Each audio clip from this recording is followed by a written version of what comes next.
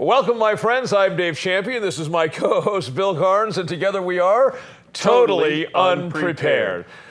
Well, what would you like to talk about today? Numbskulls. Specifically, political numbskulls. Oh, okay. This I got to hear. Now, keep in mind, we are both highly conservative-minded, liberty type of guys. Yeah. Right? But liberty is for everyone. Correct. Not just those people that you think should have it, and not against the people that you think should not have it. Right. So, a senator I tend to like quite a bit, Mike Lee, out of Utah. I've heard the name, yeah. He's the junior senator, Orrin Hatch, who's been there way too long. He's the senior senator there. He's introduced some new bill. Is Lee Mormon? I would imagine he is. Okay. I just know Orrin Hatch is. Yeah, I would imagine he is. Okay. But I didn't check his card. Papers, please. Yeah. He introduced a new piece of legislation he wants Congress to pass that would protect individuals' religious right to discriminate against gays. That's what it is. So I see this on his Facebook page today, to which I responded immediately. Something along the lines of, would you protect the rights of business owners whose religious stance or philosophical stance said that they could not help to benefit returning warriors from the theater of war to do anything because their religion or their philosophy, their beliefs stood against that, and they sold medical devices such as prosthetic limbs. Mm-hmm. So we have a lot of veterans out there that are doing arms and legs with prosthetic limbs, but if I'm in that business and let's say that I believe that you shouldn't be getting any of these sort of benefits because deeply held religious conviction. Yes, and that deeply held religious conviction might be something that, say, I am Jehovah's Witness. Yeah. Which, don't believe in war, I think. So, because what he's doing, and I articulated this in my post, what he's doing is allowing for this same sort of discrimination to be used against anyone, by anyone, to hide behind their beliefs. Do you actually have to be a member of an organized religion to enjoy the discriminatory benefits of this law that would go through? I kind of doubt it. You could just say, well, my beliefs prevent me from selling the wares necessary for a man with visible tattoos to be able to, because my beliefs stand against visible tattoos. So, Dave, you're going to have to go down the street and talk to somebody else. Right, because, Paul said you're not to, what was his phrase? Something the temple. I forget the exact adjective, basically like degrade the temple, right? And that's one of the two, speaking of tattoos, one of the two verses in the Bible that idiots use when they want to say something against tattoos. And none of them, and first of all, it's like my expression is, if this is your temple, decorate that bitch, right? So, well, and you see, for me, I don't have any tattoos. Yeah. You don't see bumper stickers on a Ferrari. No. but here, I have a stock answer for that. They also don't sell it in the brushed aluminum. It comes off the production line. They put some sexy red, some sexy yellow, right here, right? Okay. So, but this type of legislation makes me nuts. And here's where it stands the possibility of going. Okay? And that is, for instance, a gal takes a box of books to the post office, and she puts the box up there, and she starts taking the individually packaged books, and she says, I need to ship these. And he says, oh, you're shipping some books. Great. What are they about? Well, it's about the Jewish faith. I'm Jewish, and these are going to some of the people in our temple. And I'm sorry, ma'am. You people killed my Savior.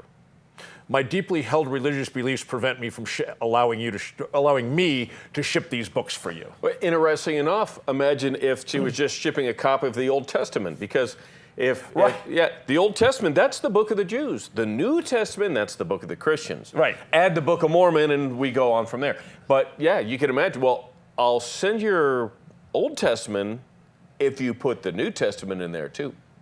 Yeah. So imagine this unbelievable can of worms. So I finished by asking our dear Senator Mike Lee of Utah if he actually thought that this piece of legislation could pass Congress and make a positive difference in the world, or if it was merely a marketing stunt.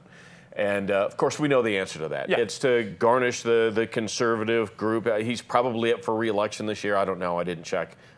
I don't live in Utah. But he's done some good stuff, so I don't want to completely slam him. But in this area, he's dead wrong. Yeah. You know, in the erstwhile Dave Champion show, I talked about this a bit. And I see it like this. You had people who could not stop discriminating against black people. How did that resolve itself? Statutes were passed to make it a violation of law to discriminate against black people. And the people who wanted to discriminate screamed, "You're violating my constitutional rights," right? That's what they screamed if you go back 50 years ago, Sure. right? We had people who could not stop discriminating against women. What was the net outcome? There's a statute. You can't do that now, right? And they screamed again, "Oh, my rights!" And then age discrimination, that became very big as in the corporate world, okay? If somebody applied for a job and he was 47 and he was by far the most qualified applicant, he wasn't getting the job because he was 47 and they wanted to hire somebody who was 27, okay? What was the net outcome of that? There's now a statute, right? And again, they cried that it was violating their rights. And I look at this history, and all of these cases are nothing but bigotry, okay?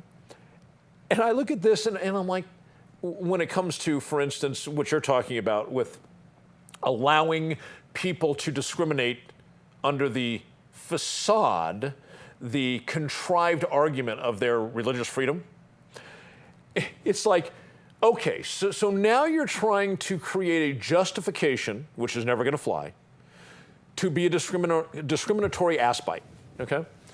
So it's like, how do you think that's going to end now?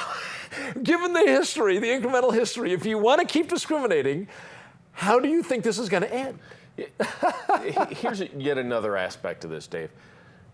People want to have privacy, their own personal privacy. Yeah.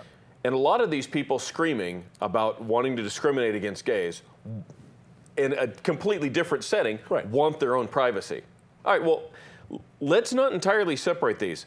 It is their decision or whatever, in their private life, what they do in the privacy of their own home, with whom they do it and how they get it done, is none of your business or their business or my business or anybody else's business.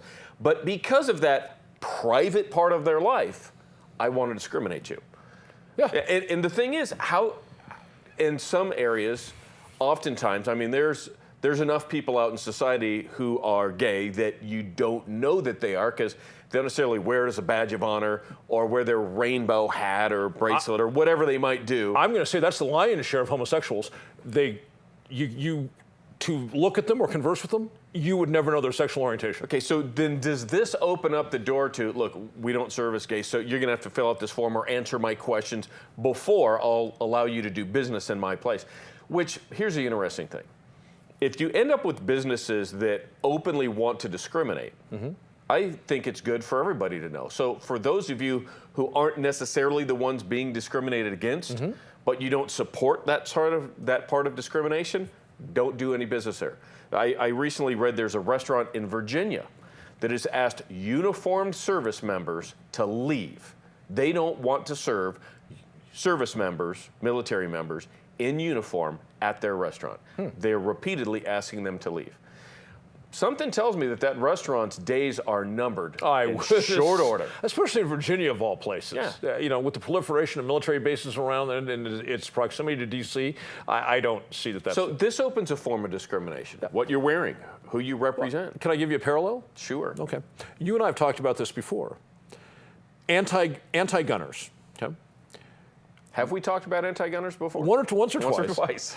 A person can walk into a restaurant, open carrying, on their hip, And the anti-gunner will spend the next hour in the restaurant griping and bitching to whoever they're dining with about how horrible it is and they shouldn't allow this and it's intimidating. But they'll sit there the whole hour, right? You know, claiming that this guy could go nuts any second and kill us all. But they'll still sit there and gripe for an hour and enjoy their meal.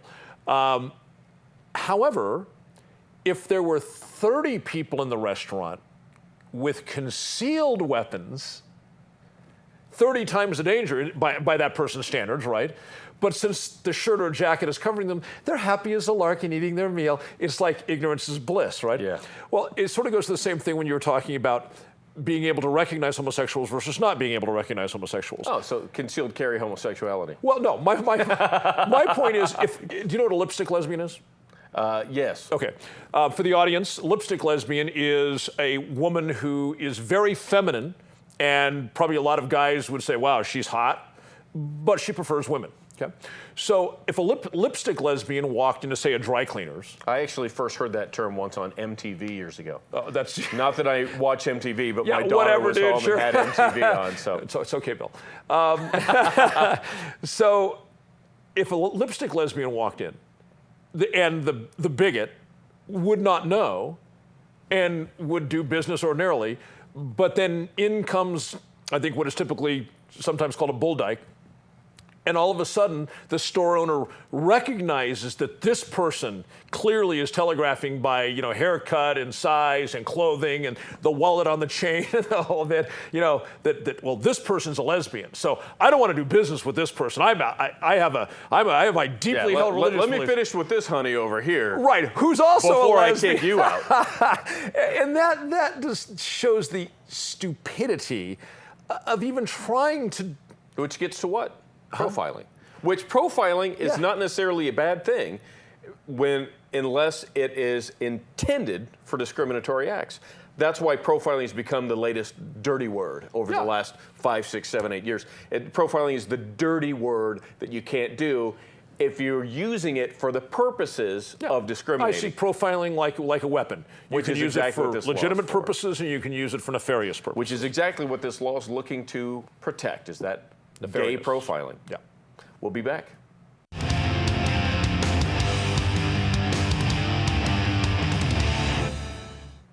Oh, totally unprepared. We are back, and it's time for.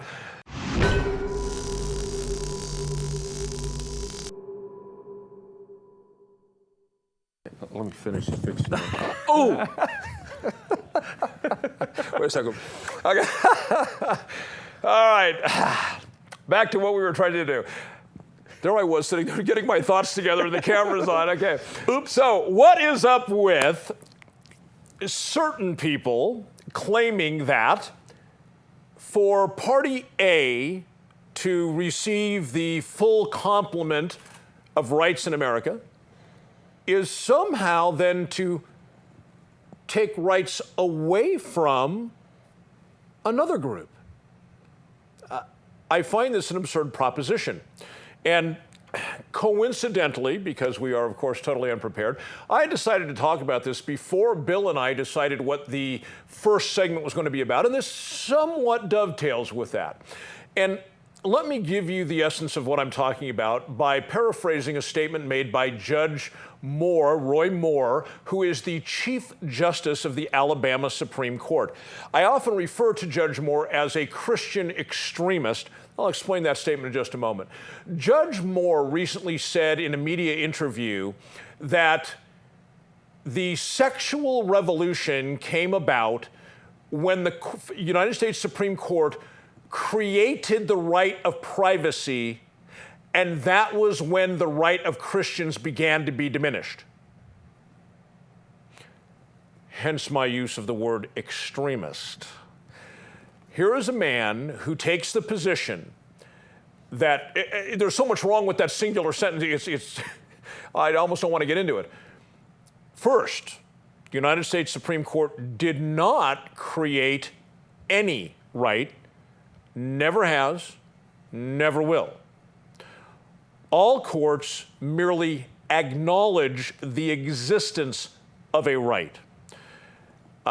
So for Judge Moore to say that the United States Supreme Court, and that's a quote, he said, created, the right of privacy. Now, can you imagine living in a supposed land of liberty where the highest court in the land has repudiated that you have a right of privacy? Whoa. That would not take us to the days of the Soviet Union. That would take us into even darker days than that. Then after the false claim, this guy sits as the Chief Justice of the Alabama Supreme Court. And yeah, and more. Boy, that 12-year-old niece of mine's looking good. So after making such an erroneous statement about the creation of a right, then he goes on to say that it was the creation of that right that began the dimming of the rights of Christians. What the hell? Now, let me give you my take on this. And I have sort of a part A and a part B. The part A is that if the right of privacy was to somehow minimized, diluted the rights of Christians, then that would mean that Christians believed the Judge Roy Moore type of Christian. Let me be very clear about that. There are some fantastic, wonderful Christian people out there, and that's obviously not who I'm talking about. This is the Christian extremist view. For Judge Roy Moore's characterization to be accurate, then the extremists, such as Judge Roy Moore, must feel that they have a right to invade your privacy and tell you what to do.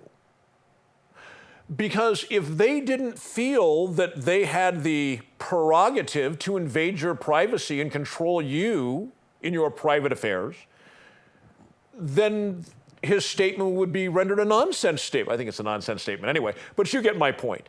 That absent that perception that Christian extremists have the right to interfere in areas of your life, to look into areas of your life that are quite properly private, and then tell you what to do by law, and if you disagree, lock you in a government cage. Absent that paradigm, his statement makes no sense whatsoever. So that is implicit in his statement that the right of privacy began to dim the rights of Christians. That's the A part. The B part is, clearly then, if it's actually a subset of A, but I want to separate it because I want it to be crystal clear. If they intended to, if Judge Roy Moore had his way, he would intend to right now today look into areas of our lives that are quite properly private, and he would want to control our actions in our private domain according to his worldview of what is proper or improper. Not, let's limit it for the sake of argument to your bedroom. I'm sure Judge Roy Moore would like to go everywhere, but we're just going to limit this discussion to your bedroom. I think human sexuality is probably one of the most complex aspects of that within a human being. And people do all sorts of things that all these people over here might say, whoa, that's some nutty stuff. In the bedroom, they do it because it works for themselves and their partner. Okay? Whether it be a heterosexual partner, whether it be a lifelong partner, a wife or a husband, whether it be a homosexual partner, whatever. People do things in their bedrooms that other people would look at and go, whoa, that is some freaky stuff, right? But it works for them, it's good for them, and it satisfies them sexually, and it's in the privacy of their own bedroom, and really, who gives a darn? I once had a guy saying to me, it was, he said he's very anti-gay, and he was saying to me, you ever think about what they do? You ever think about, they're in the bedroom and they're together, and you ever think about what they do? And I was like, no, I don't. And here's the thing. I don't want to think about what heterosexual couples I know do, right? First of all, I could probably never imagine in a million years, other than the plain vanilla stuff that we all do. What they're into, I could probably never figure out. You know, you want to get the dog collars out and the leashes, whatever. It's your thing in the bedroom. But Judge Roy Moore would want to get behind that bedroom door and see what was going on and say, I, Judge Roy Moore, and others who feel the way I do, don't like you getting out the dog collar or the whips and the chains or the pickles and the whipped cream or whatever it is. And so we want to make that illegal. We don't like things like, say, marital aids. We don't like vibrators or dildos. So if you have those, we're going to lock you in a government cage. I think the mentality that says such a thing is dangerous and I think a bit loony, okay? And this guy is a Chief Justice of a state Supreme Court in this land, which is just appalling. And to characterize your freedom to do as you see fit in your private domain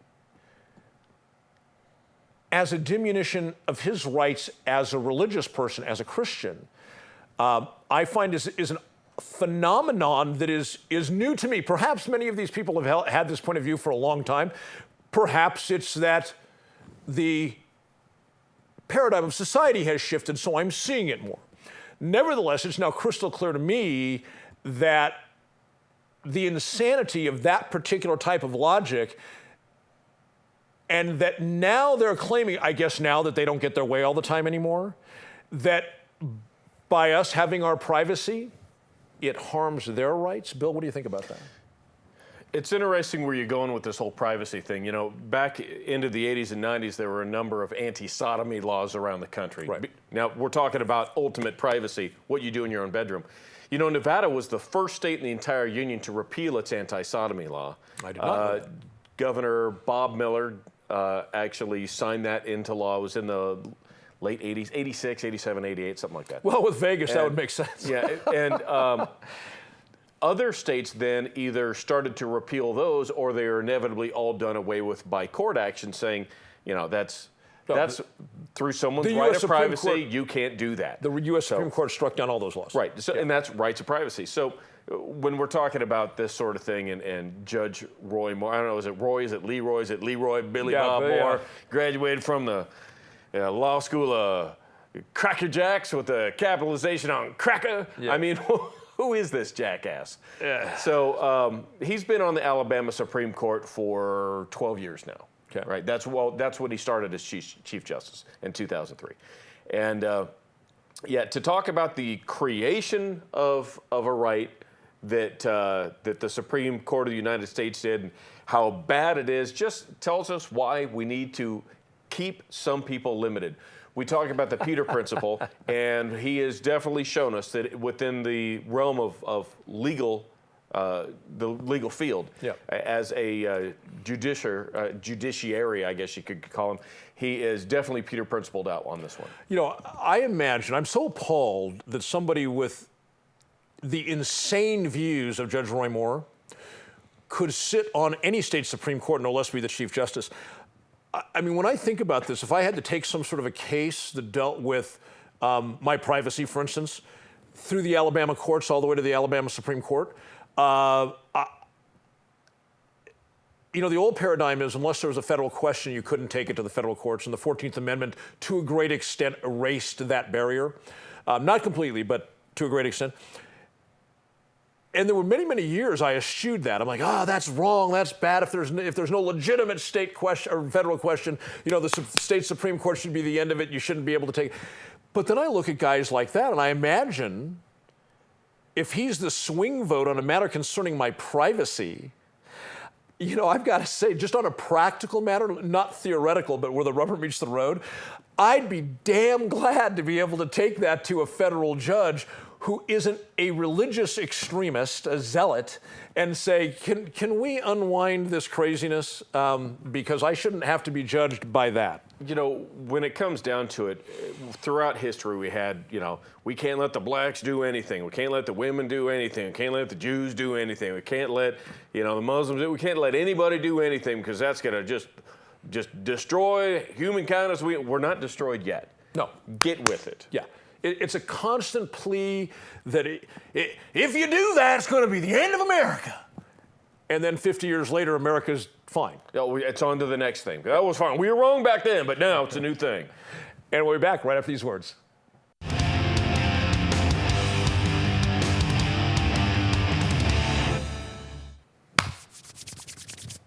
Time for me to rant.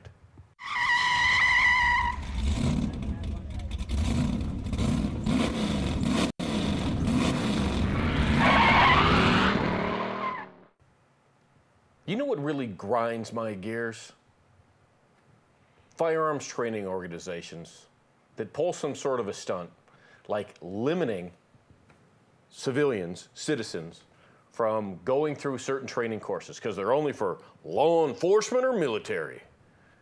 That really grinds my gears. And let me tell you why.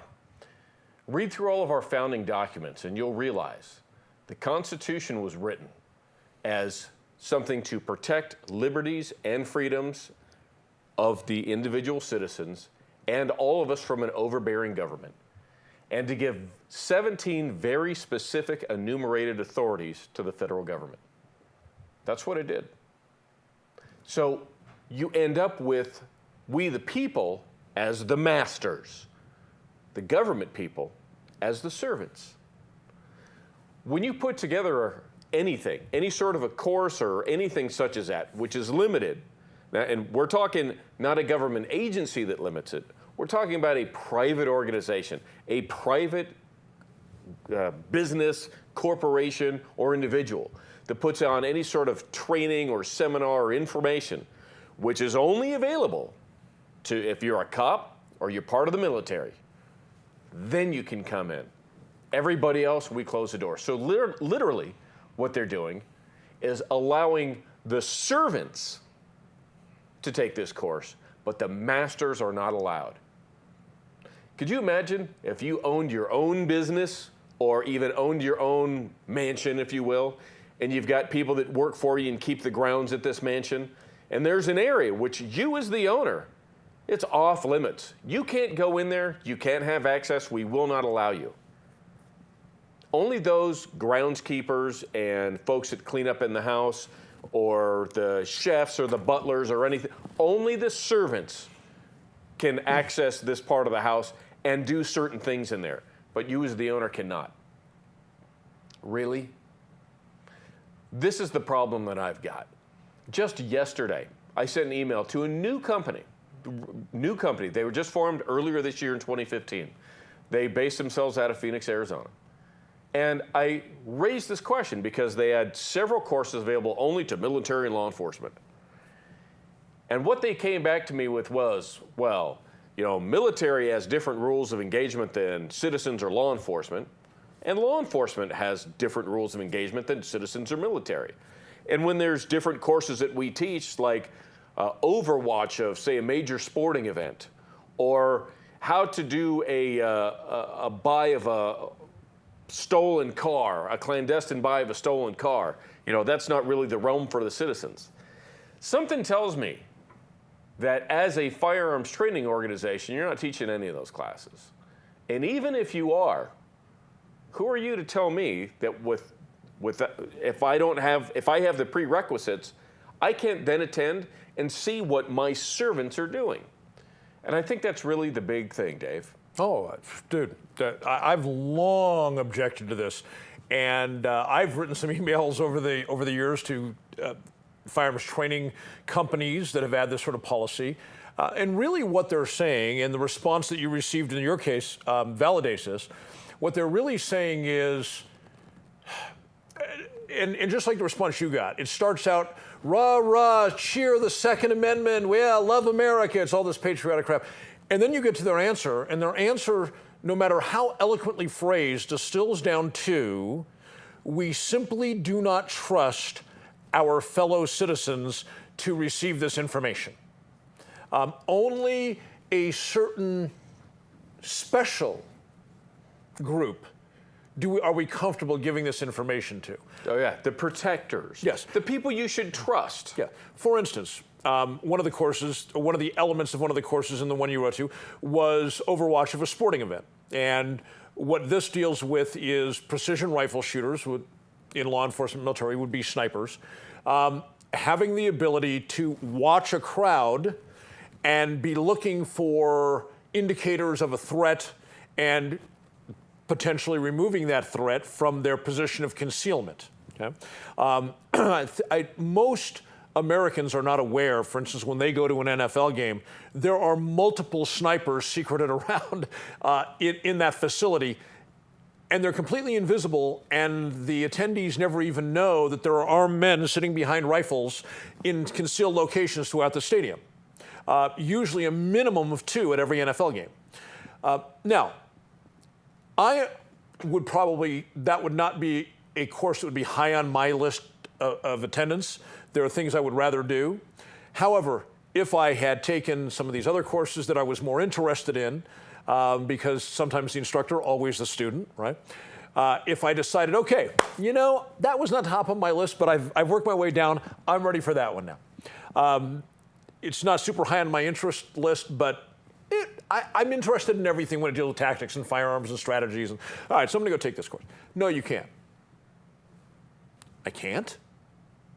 The fact that I'm not doing it for a living, and the fact that I may never actually employ the skills that I was taught, why should that stop me from giving that school my money and being one more person at that class? To me, the only justification that the school could possibly have for saying, no, I'm sorry, Mr. Champion, you can't attend, is that the American people are, in the minds of that school owner, a non-trustworthy group that sort of information must be kept from. I have been in this scenario as a civilian, if you will, that is in a class and there's a bunch of cops that are part of the class. Mm-hmm. And you can tell that they feel uncomfortable. I took a 3-day class with a friend of mine. You know him too. He's from California. It's about 3 years ago. He comes, picks me up. We drive up into Utah. And the first 2 days, it was just a bunch of civilians in there shooting. The third day, the local SWAT team came out. And the SWAT team was made up of it was a smaller town, regular officers that are on call out for SWAT. It's not a special full-time team, like in a lot of smaller towns. And they came out to train. Of course, they just huddled around each other, didn't want to have anything to do with the citizens, the civilians, if you will, until they saw that some of us were just spanking them on the range, absolutely annihilating their abilities. And as a sometimes instructor, I knew the guy that he wasn't in charge of the SWAT team. He was the training supervisor of the SWAT team, however. He wasn't the sergeant in charge. But he and I started chatting. He gave me a thumbs up to start working with this guy. So after they had an opportunity to see what we're able to do, I'm able to help some of these guys out and help tune them up. And so obviously there's some resistance, and I know this from having worked in the field. Sometimes cops want to just train with cops. Yeah. Or military wants to train just with military. That's their mission-specific thing. But to specifically say, I'm going to form a class and only you guys can sign up for it is different than, we want this, or you go to them, look, we offer this course, we'll come to you. We're not going to put it on our schedule. Right. If you guys want a mission-specific course, we can provide it. We're not going to put it up and then say, by the way, we exclude all of you from being able to come in. That's garbage. I agree wholeheartedly. I used to do a lot of training when I lived in California. After I left law enforcement, I used to do a lot of training with law enforcement. I was well known. I'd been in the firearms training venue in law enforcement. So I knew all of the fellow trainers from mid-California all the way down to the Mexican, well, most of them down to the Mexican border. And I would attend a lot of these courses even after I left law enforcement. You know how that goes. Oh, yeah, we know, Dave. Yeah, you can come. But if I had just been some guy, even though the courses were nothing spectacular, there was nothing cop specific, okay? There was nothing, really sneaky and stinky. The civilians can't know. Nothing like that. But nevertheless, had I just been some guy off the street, I would not have been welcome. And you're right when you talk about, getting spanked on the range. Emergency response rear. You're familiar with that, right? There was an agency, a municipal police department in the Palm Springs area. I can't remember which municipality it was. It was not the city of Palm Springs, but in that Coachella Valley area.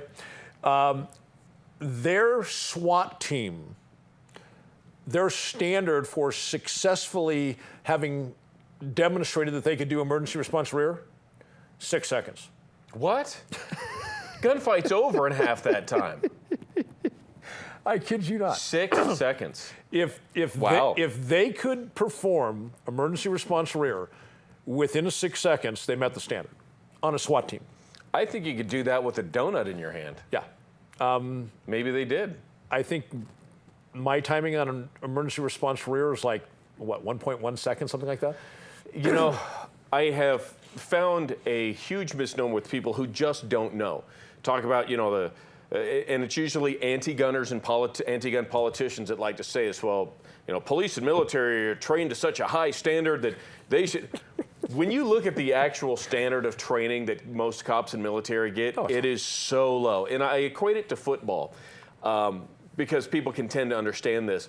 It's about a junior varsity high school level is that's the industry standard for most police and military. Not realizing even that there's a varsity level, there's junior college, several levels of college, and then several levels of pro up to and including the NFL. And a lot of them who are actually the trainers for police and the trainers for military don't even realize that that's there. Yeah. And if you don't specifically seek that extra level of training out, you could find yourself against a Division I college ball player or professional ball player when you're still a junior varsity high school player, and it ain't going to work out well. You know Gabe Suarez? I do. Fellow trainer. Yes. And he phrased it very succinctly. It was the first time that I'd heard it put just this way. And it's nothing sex or anything, but he did it very succinctly. He said, firearms and tactics training, the horsepower's in the private sector. That sentence, and I was like, yeah. And as you point out, the disconnect for people who are in law enforcement and military is they don't even realize that statement exists, no less that statement is true. Basically, the firearms and tactics levels of the average cop out there, what is actually achievable, what's actually out there, it's a position of complete, total, and utter ignorance. They don't even know. And if you talk to them about, going to one of these schools to do it, I already got that. No, you didn't. Back around 2000, with another ex-law enforcement officer, we were actually going to build a company and put on a course, you can take it all throughout California, teaching patrol officers how to make a weapon safe. Because there were so many incidents where they did not know how to correctly do it. I had an old TAC officer that went back on patrol and ended up shooting herself and her trainee trying to clear a gun. Ridiculous. We'll be right back.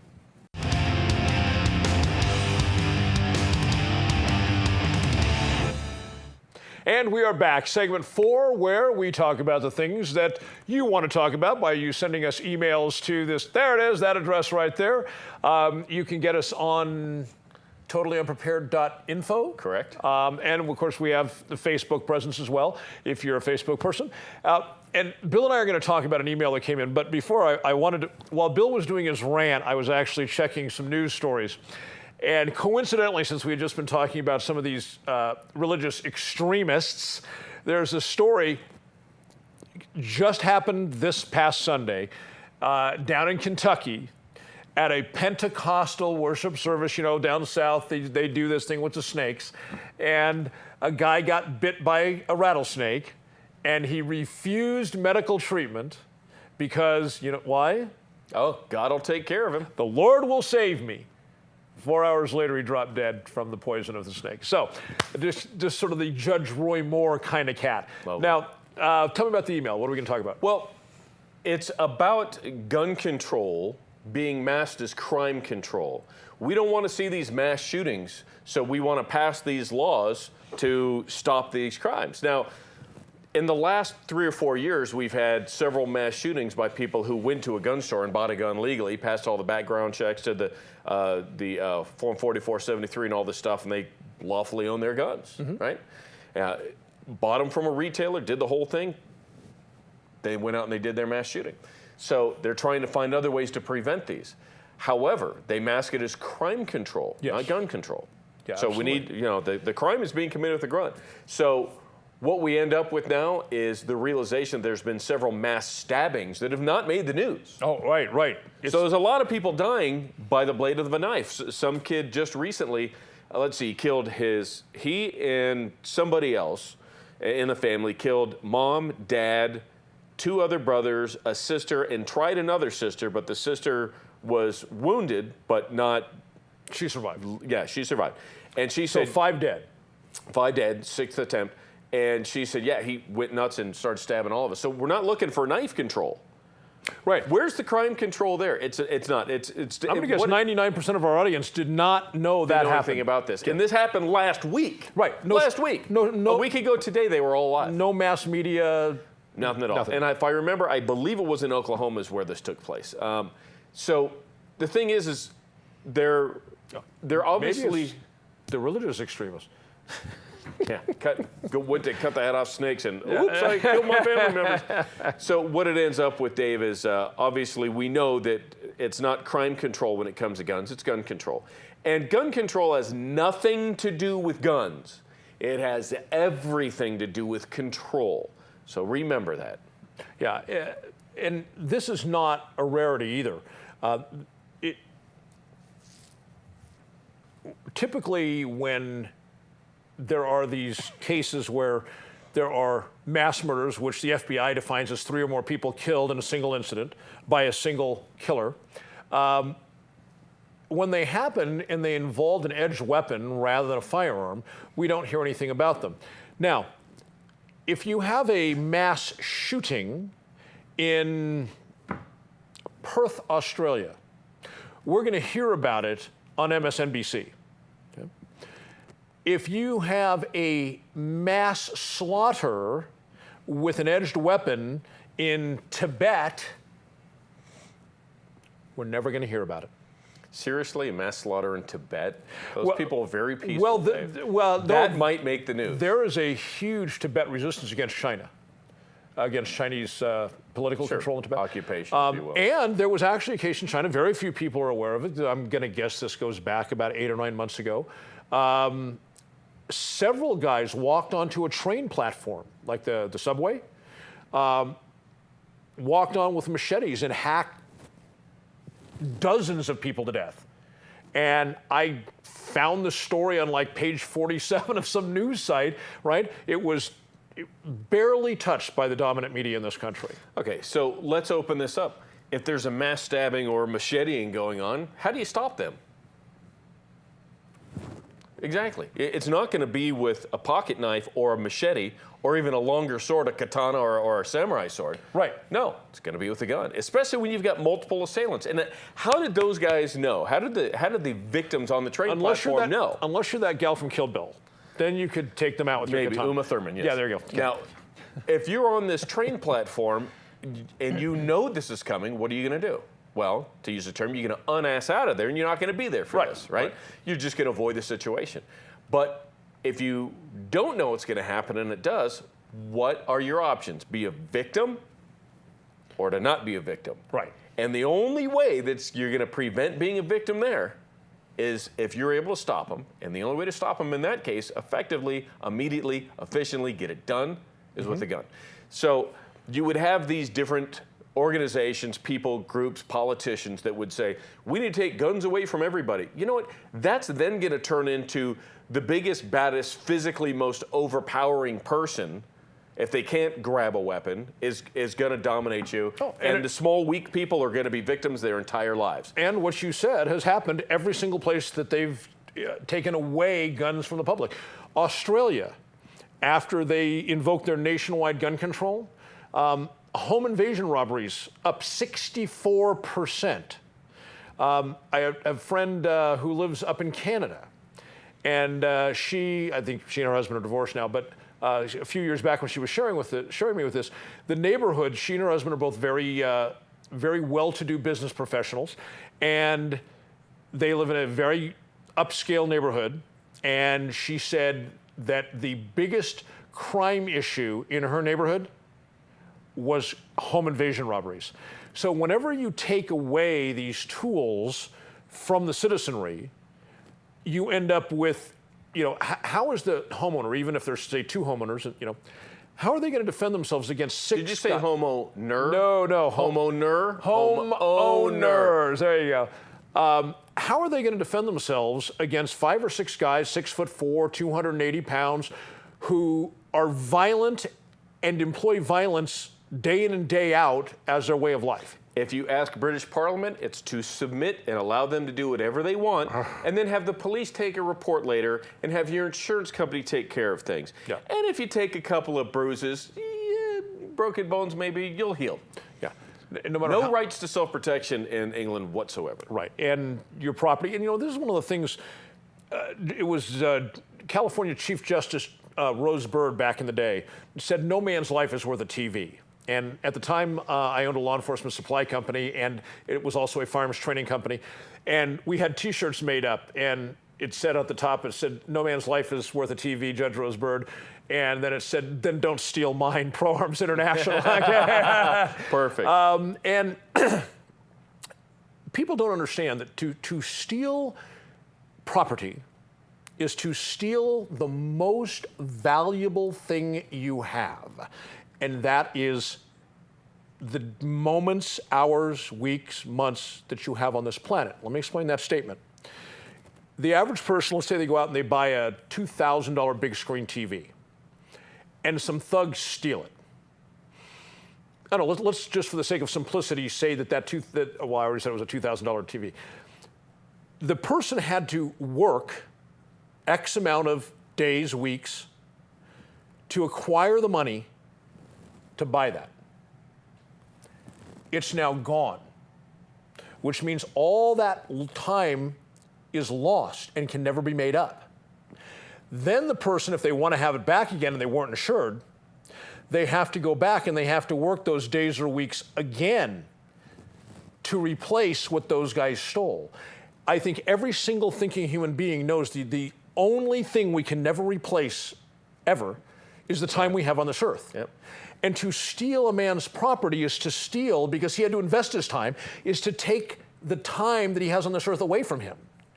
And I think that's one of the reasons that I find violent theft so egregious, is that it is stealing that most valuable thing we have.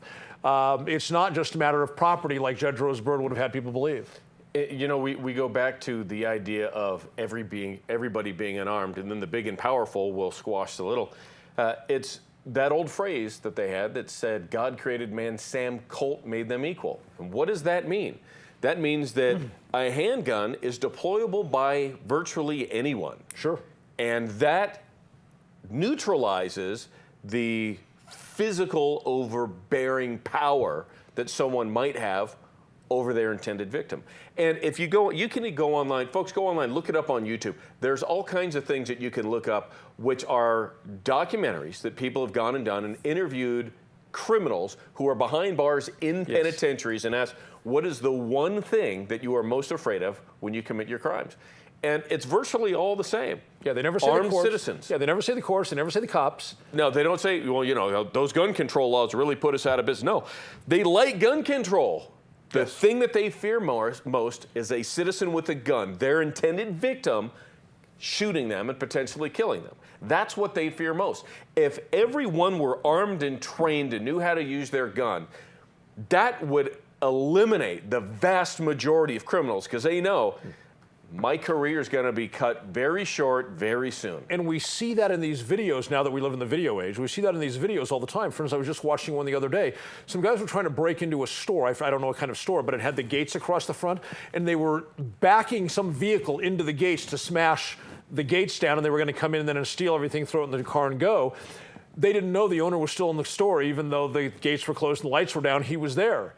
So they bash the gates, and one of the criminals comes over to grab the gate and slide it back, and this guy comes up with an AR. pap, pap, pap, pap, pap. He starts, unfortunately, he was doing the spray and pray thing. He should have waited about another 3 or 4 seconds and then used his sights. 3 or 4 seconds for the guy to become more obvious and then used his sights.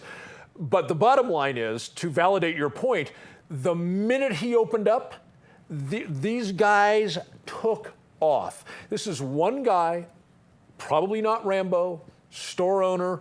Here's professional thieves, obviously, right? Committing a violent felony, and the minute he presses the trigger, they're gone. Yeah, if these felons ended up dropping like flies because armed people were there in order to stop them legally, lawfully, yes, they started dropping like flies, people would start picking different career choices. There'd be far less criminals out there and far less repeat offenders. I'm not advocating murder, but I'm talking about protecting yourself and your stuff and your family. If the guy's violent, take him down. Yeah. Go ahead. We'll be back next week.